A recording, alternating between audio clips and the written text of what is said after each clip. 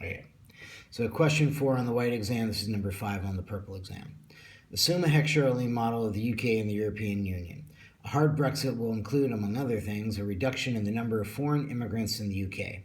Suppose that the UK has two sectors, services and manufacturing. Further, suppose that services are skilled labor intensive, manufacturing is unskilled labor intensive.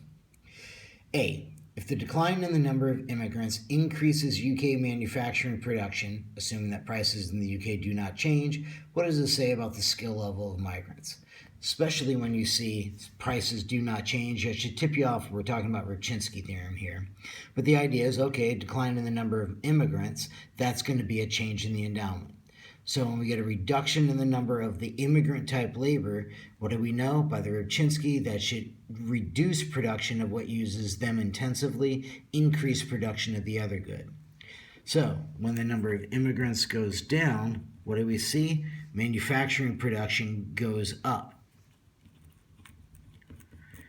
So, since manufacturing is unskilled labor intensive, by the Ripchinsky theorem, that tells us immigrants should on net be skilled labor.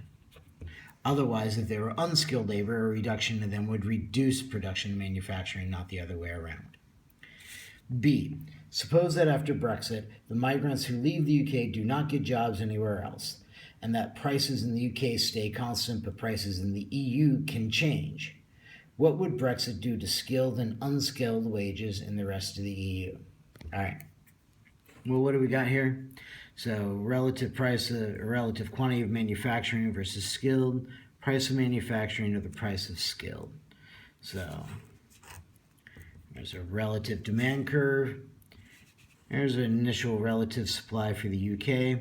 And it doesn't really matter whether they're exporting or importing this good. There's the relative supply for the world. So what happens? Immigrants leave. We know that's going to shift the British relative supply curve out because at the same price they'll make more manufacturing. We know that that's going to shift the relative supply for the world out as long as the UK is large. What does this mean? Well, even though prices in the UK haven't changed, prices in the EU will. So that reduction in the price of manufacturing goods, because manufacturing is unskilled labor abundant, that's going to tend to hurt low-skilled workers in the rest of the EU, benefit skilled workers in the rest of the EU. So the unskilled wage will go down, the skilled wage will go up. So what do we got here? Ripchinsky theorem, Stolper-Samuelson theorem.